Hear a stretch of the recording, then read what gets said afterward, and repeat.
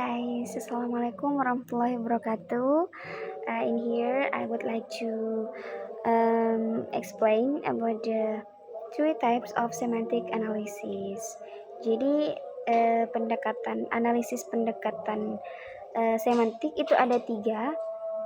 Apa saja? Tiga itu ada yang pertama distributional semantics, yang kedua ada frame semantics, dan ada conceptual semantics. Jadi kita akan bedah tiga dari pendekatan analisis ini sendiri. Oke, apa perbedaan dari tiga ini? Kalau menurut kita ambil dari kata yang paling sering kita dengar, yang pertama ada doctor. Di kata doctor, kalau kita lihat dari tipe yang distributional semantics, maka kata doctor itu kita lihat dari kata yang sering muncul. Kata yang sering muncul di bersamaan dengan kata doctor itu tersebut. Apa saja? Contoh, doctor itu sering dikait-kaitkan dengan yang pertama ada hospital, yang kedua ada medicine, dan masih banyak lagi. Kalau menurut frame semantics, menurut frame semantics itu menurutnya itu tergantung dengan aktivitasnya. Aktivitas doctor itu apa saja? Aktivitas doctor itu ada yang pertama pemberian obatnya, atau memberikan diagnosis, dan masih banyak lagi. Dan yang terakhir itu ada conceptual semantics. Menurut conceptual semantics itu sendiri itu melihat dari konsepnya, konsep bahwa dokter adalah orang yang pandai dalam bidang kesehatan atau yang mempunyai pekerjaan di dunia kesehatan. Nah, itu menurut conceptual semantics-nya. Jadi kita akan beda satu persatu di sini. Yang pertama ada tadi distributional semantics. Apa sih distributional semantics itu sendiri? Distributional semantics itu adalah analysis word meaning based on patterns of distribution in large text. Apa sih distributional semantics? Jadi, distributional semantics is analysis word meaning based on patterns of distribution in large text collection. Atau menganalisis makna kata berdasarkan pola distribusi dalam kumpulan teks besar, yaitu words appearing in similar context tend to share similar meaning. Jadi, kata-kata yang muncul dalam konteks serupa yaitu cenderung memiliki makna yang sama. Jadi, kata-kata yang sering muncul di kata tadi kita menyebutnya kata doctor, atau kita ubah lagi contohnya menjadi teacher. Apa sih kata-kata yang sering muncul bersama dengan teacher? Ada student kan, ada school, ada university, dan masih banyak lagi. Models represent words as vectors in high-dimensional semantic space, enabling word similarity estimation, sense disambiguation, and document clustering. Jadi model-model tersebut itu mempresentasikan kata-kata sebagai vektor dalam ruang berdimensi tinggi, memungkinkan estimasi kemiripan kata dan disambiguasi makna, dan pengelompokan dokumen. Jadi itu adalah distributional semantics. Artinya apa? Arti singkatnya itu seperti ini. Dari mana suatu kata dapat dipahami dari kata-kata yang sering berada di sekitarnya. Contohnya tadi apa? Teacher. Teacher itu sering keluar dengan bersamaan dengan kata book, dictionary, library, school. Jadi kata-kata yang sering muncul di area sekitar teacher tersebut. Oke, kita lanjut ke tipe selanjutnya, yaitu ada frame semantics. Frame semantic itu apa? A frame is a mental structure or conceptual template representing a situation, event, or scenario. Jadi apa itu frame? Frame semantic. Frame semantic itu dikembangkan oleh Charles Fillmore. Menurut teori ini itu suatu kata yang hanya dapat dipahami apabila kita mengetahui situasi atau aktivitasnya yang berkaitan dengan kata tersebut. Dari slide ini kita bisa tahu bahwa ada yang namanya pengelompokan kata. Jadi Ada di sini ada person, ada apple, ada quickly. Contoh di sini adalah tentang eating. Jadi, siapa yang makan? Orang yang makan siapa? Apa yang dimakan? Dan seperti apa artinya? Contohnya di sini, John eats an apple quickly. Jadi, yang makan itu adalah agentnya atau personnya itu adalah John. Yang makan adalah John. Dan apple itu adalah sebagai item yang dimakan. Apple itu. Dan quickly ini sebagai manner atau penjelas dari gimana John makannya dengan cepat, seperti itu. Jadi semantik ini sudah menjelaskan mengenai arti dari kata-kata tersebut. Ada juga arti yang tertulis dan ada yang tidak tertulis. Oke, kita lanjut ke bagian type yang ketiga. Type yang ketiga ada apa? Ada conceptual semantics. Apa itu conceptual semantics? Conceptual semantics yaitu analysis meaning at a more abstract and conceptual level, capturing underlying cognitive structures that shape our understanding of the world. Jadi apa maknanya? Makna pengertian dari inti dari yang disebutkan di PPT. Konseptual semantik itu mempelajari makna berdasarkan konsep-konsep yang ada dalam pikiran manusia. Seperti itu. Artinya itu manusia memahami kata berdasarkan hubungan antar konsepnya. Ada hyponymy, ada meronymy, dan ada relationship-nya. Baik, di sini saya akan menjelaskan tentang semantic features. The basic elements or attributes that contribute to a word's meaning, the building blocks of semantic representations. Semantic features adalah ciri-ciri dasar yang membentuk atau menjelaskan arti sebuah kata. Jadi, sebuah kata dapat dipahami berdasarkan beberapa karakteristik yang dimilikinya. Yang pertama yaitu kategori. Bird class a word belongs to e.g. cat, animal. Kategori itu menunjukkan kelompok atau jenis suatu kata. Contohnya yaitu cat termasuk dalam kategori animal. Yang kedua, color. Hue or shade, e.g. apple, red or green.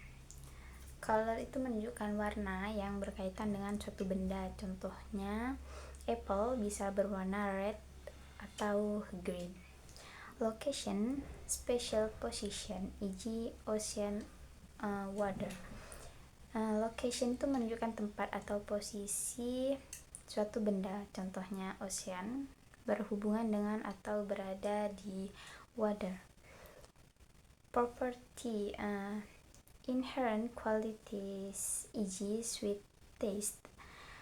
Property itu menunjukkan sifat atau karakteristik yang dimiliki sesuatu.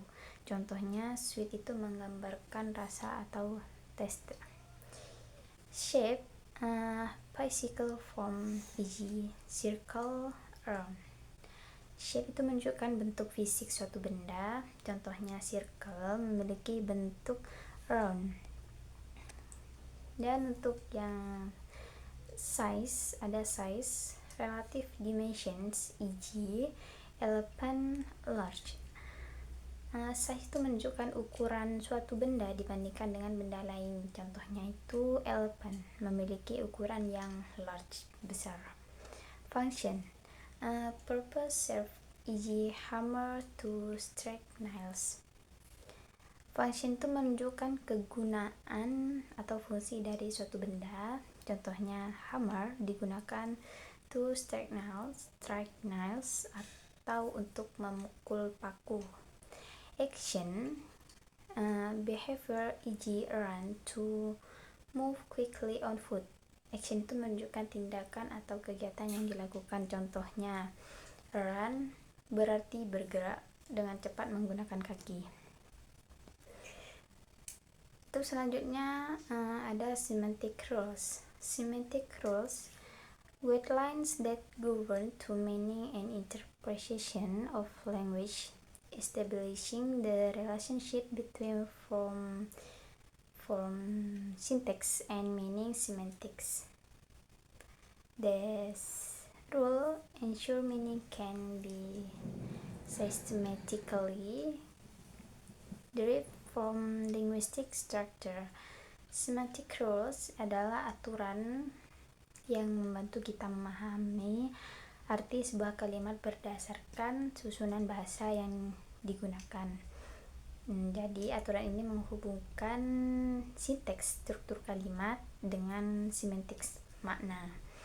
Sederhananya, kita tidak hanya melihat kata-katanya, tetapi juga bagaimana kata tersebut disusun dalam kalimat untuk mengetahui maknanya. Dan selanjutnya yaitu Key Semantic Rules Explain. Di sini dibagi menjadi 5. Yang pertama yaitu Selectional restrictions, dictate which word types can occur in specific context. It requires a footnote if the table is prohibited. Selectional restriction adalah aturan yang menentukan kata apa yang cocok digunakan dalam suatu konteks. Contohnya, kata eat itu biasanya digunakan untuk sesuatu yang merupakan makanan. Selanjutnya yaitu Case Semantic Rules Explained. Ada 5. Yang pertama itu Selectional restrictions, dictate which word types can occur in specific context. It requires a footnote if the table is prohibited. Selectional restriction itu adalah aturan yang menentukan kata apa yang cocok digunakan dalam suatu konteks. Contohnya, kata eat biasanya digunakan untuk sesuatu yang merupakan makanan. Jadi eat the rice masuk akal, sedangkan eat the table tidak masuk akal secara makna. Yang kedua, theta rules. Conceptual rules assigned by verbs to arguments. In John ate an apple, John is the agent and the apple is the patient. Theta rules adalah peran yang diberikan oleh kata kerja kepada orang atau benda dalam sebuah kalimat. Contohnya, John, agent yaitu orang yang melakukan tindakan, sedangkan an apple, patient yaitu suatu yang menerima tindakan. Jadi dalam kalimat John ate an apple, John melakukan tindakan makan, sedangkan apple menjadi objek yang dimakan. Ketiga yaitu scope and quantifiers.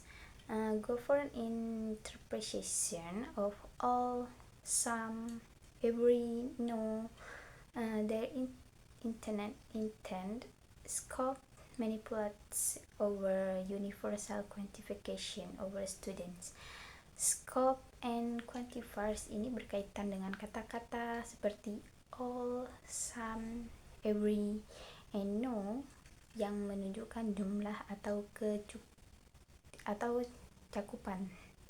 Contohnya, all student, semua siswa, some student, beberapa siswa, every student, setiap siswa, no student, tidak ada siswa. Kata-kata tersebut dapat memengaruhi seberapa luas makna sebuah kalimat. Yang keempat yaitu compositionality. Meaning of a complex expression is determined by its constituent parts of their combination.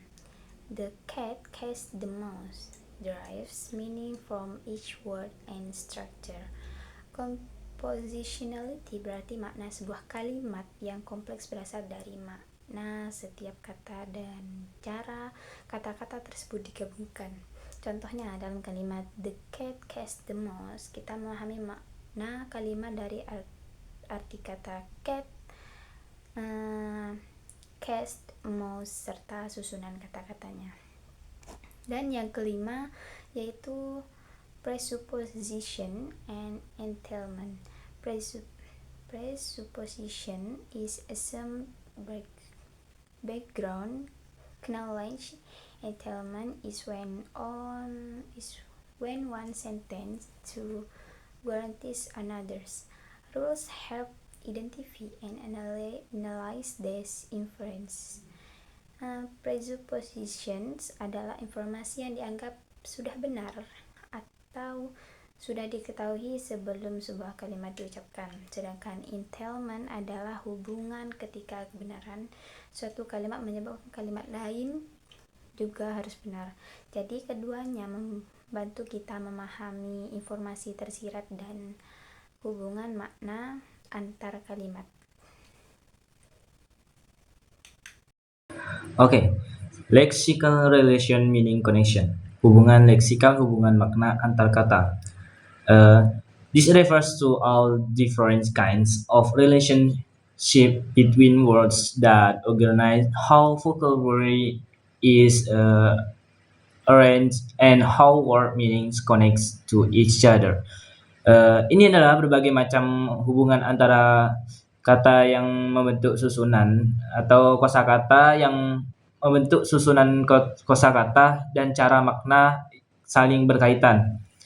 Yang pertama, number one, synonym. Words that have similar or actually the same meaning and can replace one another in certain situation. Kata-kata yang memiliki makna mirip atau persis sama dan bisa saling menggantikan dalam konteks tertentu. For example, big and large, besar dan raya. Besar dan raya. Number two, antonymy atau antonim. Words that have opposite or contrasting meanings. Kata-kata yang memiliki berlawanan atau saling bertolak belakang. For example, hot and cold, panas dan dingin. Example 2, buy and sell, membeli dan menjual. Okay, number 3, hyponymy.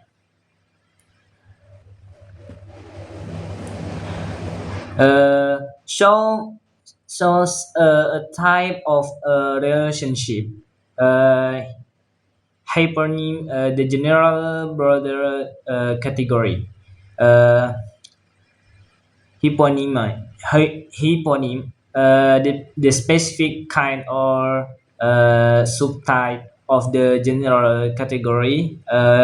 Ini adalah menunjukkan hubungan jenis dari hyponym atau kata yang bersifat umum atau kelompok besarnya. Kalau hiponim itu kata yang merupakan jenis khusus atau bagian dari kelompok tersebut. For example, fruit is the hyponym, apple is hiponym of fruit. Buah-buahan adalah hiponim, apel adalah hiponim dari buah-buahan. Number 4, meronym or holonym or meronym dan holonym. Show the part of relationship. Holonym, the whole object. Meronym, a part or piece that belongs to the whole object. Holonym ini adalah benda utuhnya. Kalau meronym ini adalah bagian-bagian menyusun benda tersebut. For example, car is the holonym. Wheel is a meronym of car. Nah, mobil adalah holonym. Kalau roda itu adalah meronym dari mobil. Oke, lanjut. More lexical relationship, hubungan leksikal tambahan. Homonym atau homonymy, words that share the exact same spelling or pronunciation, but have completely separate unrelated meanings. Kata-kata yang tulis atau diucapkan sama persis, namun memiliki makna yang sama sekali berbeda dan tidak saling berkaitan. For example, contohnya itu seperti bank, financial, Indonesian, lembaga keuangan atau bank, edge of a river, atau tepi sungai. Oke. Polysemy atau polysemy.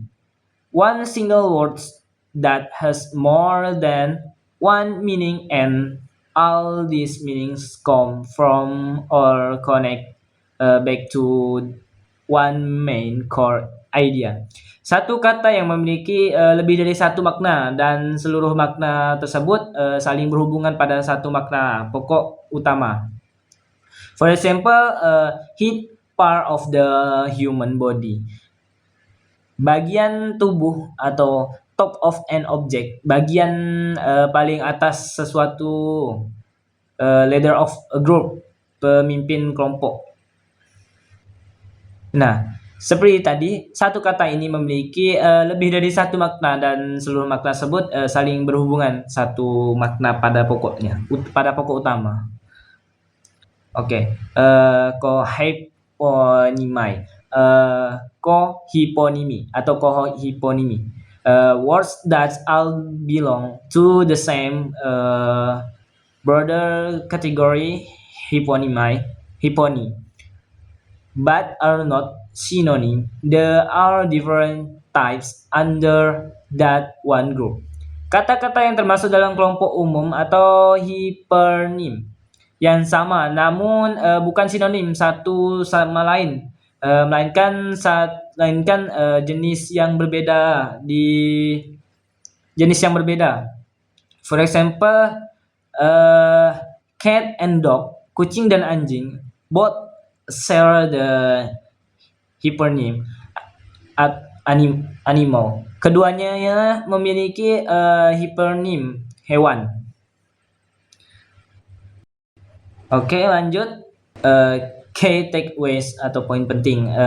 Together, all the lexical relation frameworks we have learned show us how meanings will express and link together within language. Secara keseluruhan atau seluruh kerangka hubungan leksikal yang telah kita pelajari memperlihatkan bagaimana makna itu disusun, disampaikan, dan saling terhubung di dalam bahasa.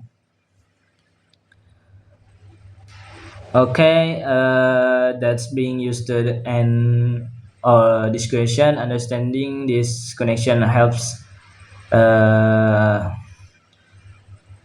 you asking with more actually and grasp meanings better. Remember, words always relate to one another, not stand alone. Keep practicing and you will master this well. Happy learning. Demikianlah akhir pembacaan dari kita, pembahasan kita. Memahami hubungan ini membantu menggunakan bahasa dengan lebih tepat dan menangkap makna dengan lebih jelas. Ingatlah, kata-kata tidak berdiri sendiri, melainkan saling berkaitan. Dan teruslah berlatih, dan kamu pasti akan menguasainya dengan baik, dan semangat belajarnya.